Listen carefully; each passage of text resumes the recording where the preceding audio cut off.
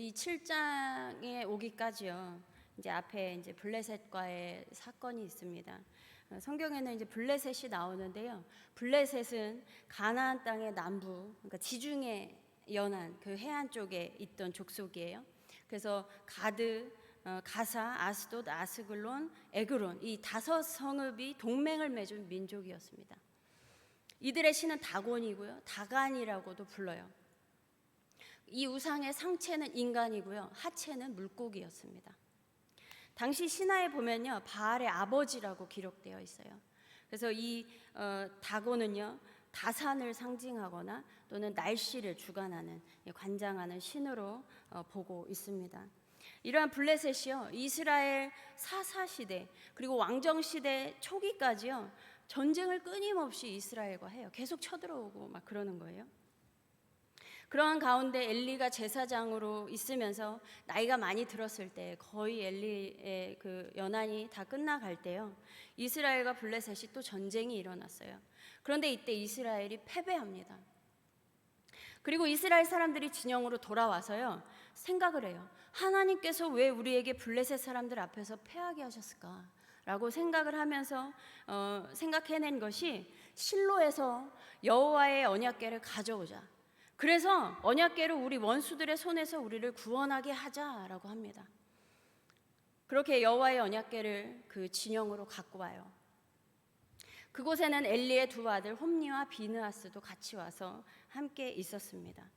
이렇게 여호와의 언약궤가 진영에 들어오니까 이스라엘 군대에 사기가 막 올라간 거예요. 와, 이긴 거예요. 이미 마음으로 다 이겼어요. 네. 그렇게 땅이 울릴 정도로 큰 소리로 외쳤다라고 성경에 나와요. 그런데 이 소리를 들은 블레셋 사람들, 그 살필 거 아니에요. 그 저기에서 이스라엘 진영에서 어떤 일이 있나 살필 거 아니에요. 여호와의 언약궤가 들어왔다는 거예요. 그래서 와, 두려워하기 시작해요. 그때부터요. 왜냐하면 이방 민족은요, 블레셋 이 이방 민족은 우상 숭배를 하는 민족이잖아요. 그러니까 언약궤가 이스라엘 진영에 들어온 것이 마치 이스라엘의 하나님 여호와가 그 진영의 중심에 신이 오셔서 돕고 있는 것으로 함께 신이 함께 하고 있구나 저기에는 그렇게 보이는 거예요. 그래서 블레셋은 상대적으로 사기가 떨어졌어요.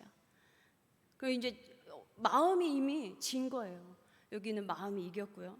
그래서 블레셋 사람들이 어떻게 하냐면요. 그렇다고 질 수는 없잖아요. 우리에게 화가 임했다. 전날에는 이런 일이 없었도다. 우리에게 화로다. 누가 우리를 이 능한 신들의 손에서 건질까?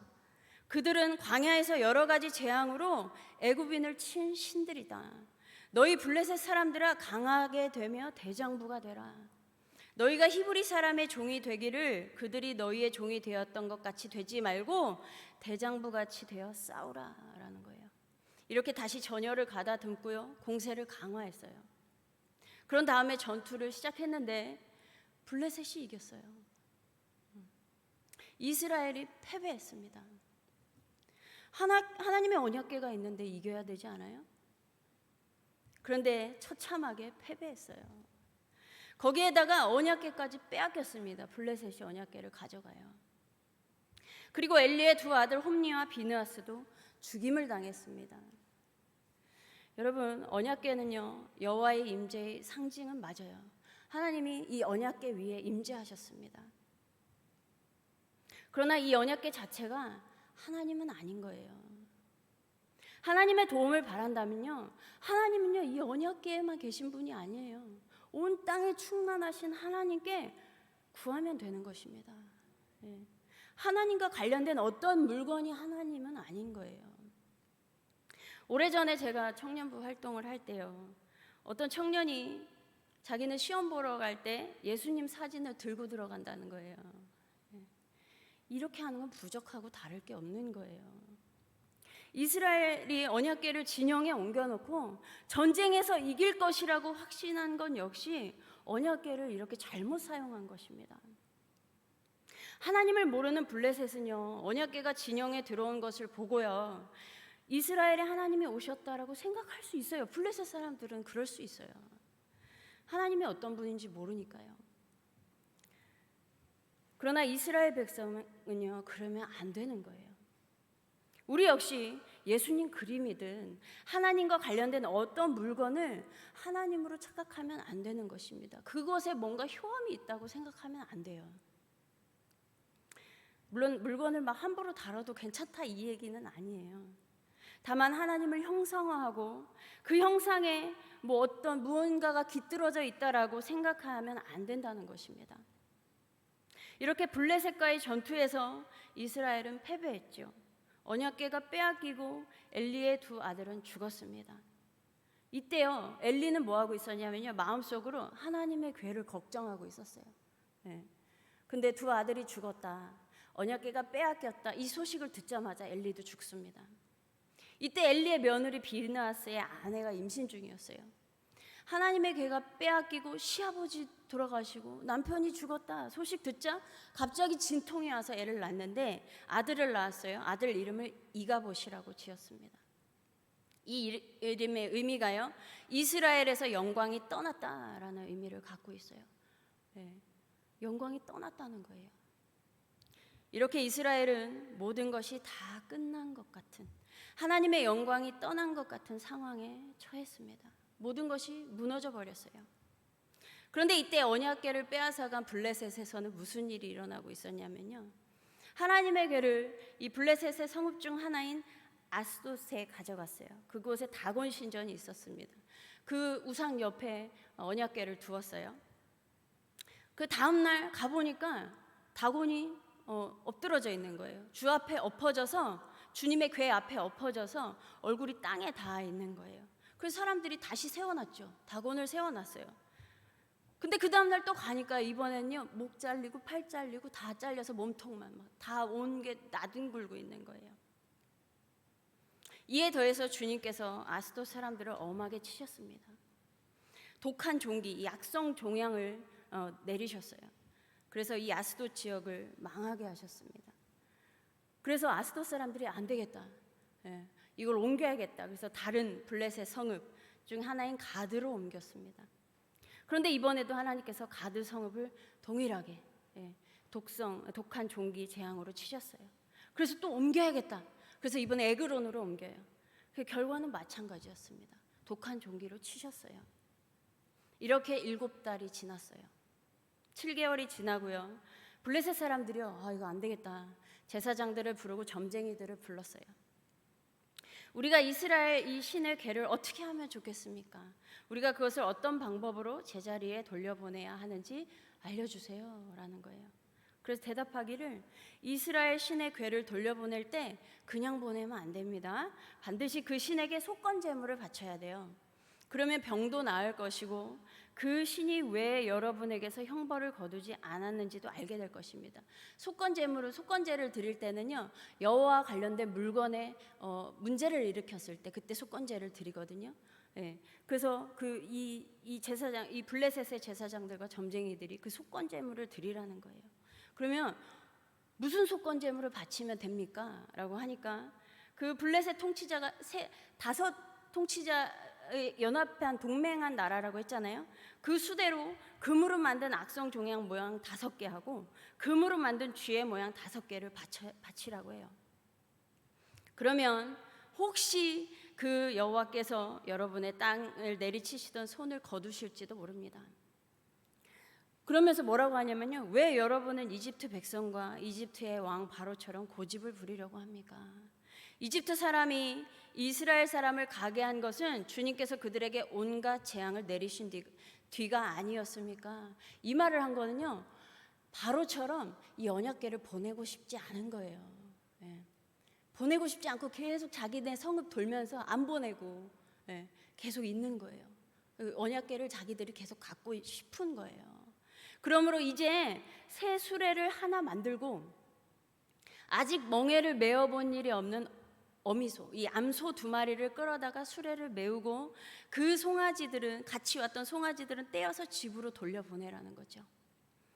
그래서 그 주님의 궤를 가져다가 그 수레에 싣고 여러분이 궤를 가져온 그 허물을 벗으려면 속건제물, 그 속건제물도 같이 해서 보내고, 그래서 그 소가 본래 있던 지역인 벳세메스로 그냥 가면 그 재앙이 하나님으로부터 온 것이구나 간다라는 걸 알 수 있을 거고, 만약에 그렇지 않고 다른 곳으로 간다 그러면은 이게 우연히 일어난 것이다 라고 생각하면 될 것입니다 라고 해요. 이 블레셋 사람들이요, 자신들의 겪은 환난이 우연인지 아니면 여호와 하나님께로부터 내린 재앙인지 알고 싶었던 거죠. 그래서 여차하면 언약궤를 다시 갖고 오려고 하는 거예요. 그리고 이렇게 아직 멍에를 메어본 일이 없는 이 암소로 수레를 끌게 했습니다. 아직 멍에를 메어본 적이 없어요, 이 암소는요. 그래서 어떻게 끄는지도 익숙하지 않을 거예요. 그리고요, 송아지도 같이 왔다가 송아지를 자기들이 보는 눈앞에서 보냈다고요. 그럼 본능적으로 동물은요, 그 새끼가 생각날 거 아니에요. 그래서 그 송아지한테도, 그러니까 송아지에게로 갈지도 모른다고 생각했던 거예요. 그렇게 그 상황을 만들어 놓은 거예요. 아, 이렇게 하면 송아지한테 갈 수도 있어. 그러면 아, 이거 우연히 일어난 거야 라고 해석을 하려고 하는 거죠. 그러나 수레를 실은 암소들은요, 벳세메스 쪽으로 곧장 걸어갔습니다. 성경에 뭐라고 기록하고 있냐면요, 사무엘상 6장 12절, 암소가 벳세메스 길로 바로 행하여 대로로 가며 갈 때에 울고 좌우로 치우치지 아니하였고, 좌로나 우로나 치우치지도 않고 그냥 곧장 그 소들이 그냥 간 거예요. 이것을요, 블레셋 통치자들이 끝까지 따라가서 봤어요. 벳세메스 도착해서 무슨 일이 일어나까지 끝까지 다 지켜본 다음에 돌아갔습니다. 이제 블레셋 사람들에게는 확실해진 것이죠. 자신들에게 일어난 재앙이 우연이 아니구나. 이스라엘의 하나님의 궤를 우리가 빼앗아 와서 이 하나님으로부터 온 재앙이었구나. 이게 명백해진 거예요. 그렇게 벳세메스에 도착한 수레를 본 벳세메스 사람들은요, 와, 언약궤가 돌아왔구나 하고서 그 나무를 쪼개서 장작으로 삼고 그 소들 그걸 번제로 다 불살라 여호와께 바쳤습니다. 그런데 벳세메스 사람들이 그 주님의 궤 속을 이렇게 쳐다보다가 또 하나님께서 진노를 하셨어요. 그러니까 여기서 주님의 궤 속을 들여다본 것이 뭐가 잘못된 건지 근거는 알려져 있지 않아요. 그렇지만 그냥 하나님의 백성일지라도 이 언약궤를 경시하거나 하면은 안 된다는 것을 의미하는 것이라고 합니다. 이러한 일이 있은 후에요, 벳세메스 사람들이 두려워해요. 그래서 이제 기럇 여아림 주민들에게, 그러니까 다윗이 언약궤를 옮기기 전에 기럇 여아림에 가서 하잖아요. 그래서 이제 기럇 여아림으로 옮겨가는 거예요, 이 언약궤가. 그래서 주민들에게 그 전령들을 보내서 블레셋 사람들에게 빼앗겼던 그 언약궤가 돌아왔으니 이거 당신들이 옮겨서 지키십시오라고 하는 거죠. 그래서 그 아비나답의 집에 그 아들 엘리아살로 지키게 해요. 아론에게 엘르아살이라는 아들이 있었어요. 그런데 이 엘리아살과 똑같은 거죠. 그래서 이 엘리아살은, 이 아비나답의 집은 아론의 자손일 가능성이 있다라고 보고 있습니다. 그래서 벳세메스 사람들은 이 기럇 여아림 주민들이 자신들에게 내려와서 이 언약궤를 옮겨가라고 간청했을 거예요. 이렇게 언약궤가 기럇 여아림으로 옮겨졌어요. 그리고 본문 2절에 보면요, 궤가 기럇 여아림에 머문 날부터 약 20년이 지나고요, 그리고 이스라엘 온 족속이 여호와를 사모했다고 기록하고 있습니다. 여러분, 이 스토리에서 말씀드리고자 하는 것은요, 때로는 하나님을 알지 못하는 사람들의 그 무지함이 있잖아요. 하나님을 알지 못해서 하는 그런 계획들이 있잖아요. 그건 하나님께서 이용하기도 하신다는 거예요. 그것을 통해 하나님의 존재를 드러내시는 것이죠. 블레셋 사람들이요, 속건제물로요, 금 독종 5과 금쥐 5마리를 속건제물로 바치라고 하잖아요. 근데 레위기에서 하나님께서 이스라엘 백성에게 요구하시는 속건제물은 흠없는 순양이에요. 블레셋 사람들은요, 자신들의 종교의식에서 비롯된 것들로 속건제물을 드리려고 한 것이죠. 그리고 본래 하나님의 궤는요, 레위인들이 메고 이동을 해야 돼요. 그런데 블레셋 사람들은 언약궤를 수레에 싣고 암소가 끌게끔 한 거죠. 그러나 하나님은 이것도 사용하셔서 하나님의 존재를 드러내셨습니다. 하나님을 모르는 블레셋 사람들의 계획대로 하셔서 이게 정말 하나님으로부터 온 것이라는 것을 이렇게 해야지만 블레셋 사람들은 깨달을 수가 있는 거예요. 물론 이렇게 항상 이렇게 역사하시는 것은 아니에요. 하나님의 존재를 나타내야 할 때 그렇게 역사하실 때도 있다는 것입니다. 하나님이 하시고자 하면요, 이방인들의 계략도 하나님은 사용하시는 거죠. 그러나 분명히 알아야 하는 것은요, 하나님의 백성에게는 이러한 것이 허락되지 않는다라는 거예요. 속건 제물은 흠없는 순양을 드려야 돼요. 하나님의 궤는 레위인이 메고 이동해야 하는 것입니다. 하나님의 백성에게는 하나님께서 정한 대로 해야 하는 거예요. 제가 20대 때 같이 신앙생활했던 동생이 있었어요. 그 친구의 가족이요, 집을 팔고 교회 근처로 오고 싶었던 거예요. 예. 근데 집이 너무 안 나가요. 몇 달을 막 엄청 오랫동안 안 나가요. 그래서 막 주변에 기도해달라고 하고 새벽에 기도하시고 막 매일매일 기도를 그렇게 하셨어요. 그런데 어느 날 그 친구 집에 낯선 사람이 찾아온 거예요. 이 집 사겠다고. 그냥 직접 찾아와가지고. 그 이유가 뭐냐면요, 자기가 이사 가려고 점쟁이를 찾아갔는데 그 점쟁이가 주소를 적어주더라는 거죠. 이 집 사라고. 예. 그래서 그 주소를 들고 찾아왔어요. 우리도 그때 이게 무슨 일이야, 이런 신기한 일이 다 있네 막 그랬었어요. 예. 여러분, 하나님을 모르면요, 점쟁이를 통해 이러한 일이 있을 수 있어요.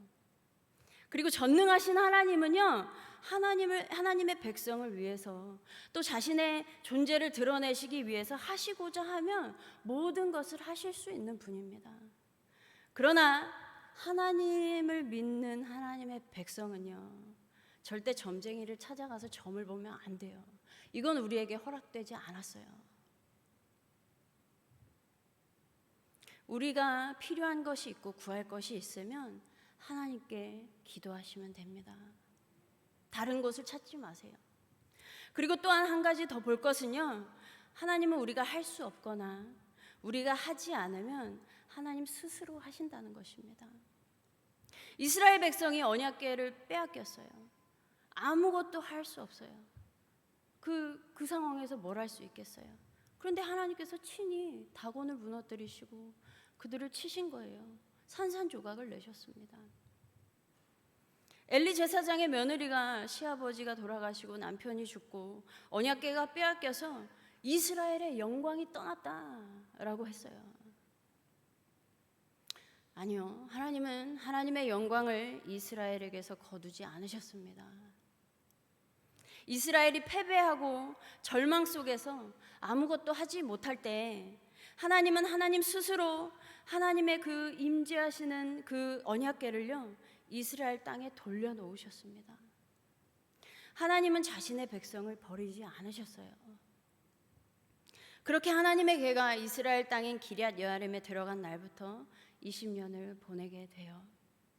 그래서 그 시간 동안 이스라엘 백성은 무엇을 했냐면요, 2절에 이스라엘 온 족속이 여호와를 사모하니라 라고 합니다.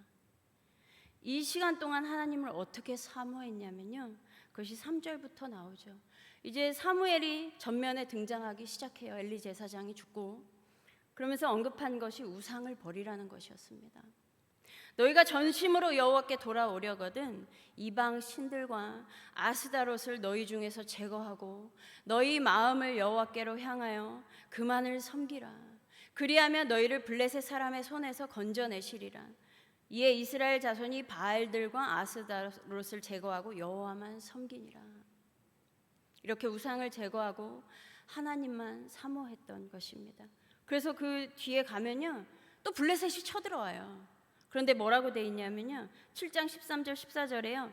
블레셋 사람들이 굴복하여 다시는 이스라엘 지역 안에 들어오지 못하였으며 여호와의 손이 사무엘이 사는 날 동안에 블레셋 사람을 막으심에 블레셋 사람들이 이스라엘에게서 빼앗았던 성읍이 에그론부터 가드까지 이스라엘에게 회복되니 이스라엘이 그 사방 지역을 블레셋 사람들의 손에서 도로 찾았고 또 이스라엘과 아모리 사람 사이에 평화가 있었더라. 여러분, 우리 한성교회는 그리고 개개인은 지금 어떤 시기를 보내고 계신가요?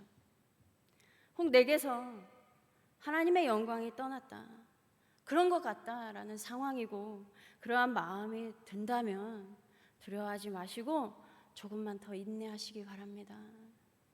이스라엘이 아무것도 손을 쓸 수 없을 때 하나님께서는요 스스로 일하셔서 언약궤가 다시 제자리로 돌아오게 하셨죠. 그러한 것처럼 우리도 인내하는 것밖에 할 수 있는 것이 없을 때, 우리 삶의 무너진 상황을 하나님께서 다시 제자리를 찾도록 친히 일하실 것입니다.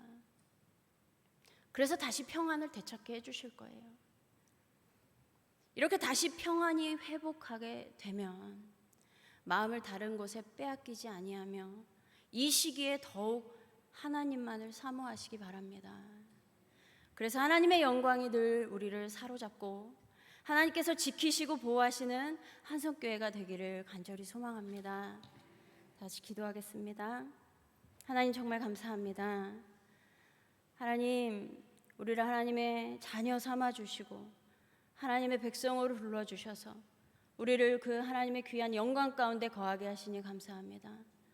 하나님, 우리에게 베푸신 그 은혜와 그 영광과 그 능력들을 한시도 거두지 아니하시고 눈동자처럼 지키시고 날개 아래 안보하시며 우리와 늘 동행하고 계심을 우리가 믿음으로 바라보게 하여 주시옵소서. 하나님, 오늘도 주님의 이름만, 또한 주님만을 섬기며 나아가는 우리의 모든 삶 가운데 주의 영광이 충만하기를 간절히 소망합니다. 감사드리며 우리 주 예수 그리스도의 이름으로 기도드립니다. 아멘.